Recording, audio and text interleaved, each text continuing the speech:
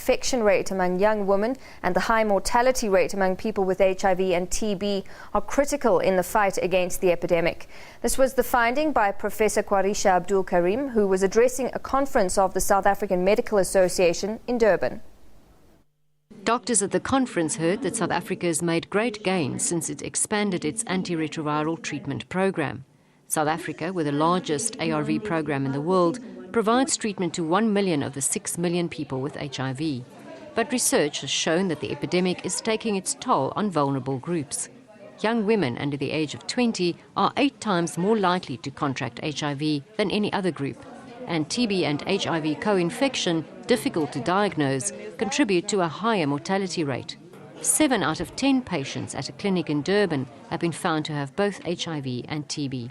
As long as those two things continue, they are offsetting all the gains and benefits from one of the largest treatment programs that we have in the world.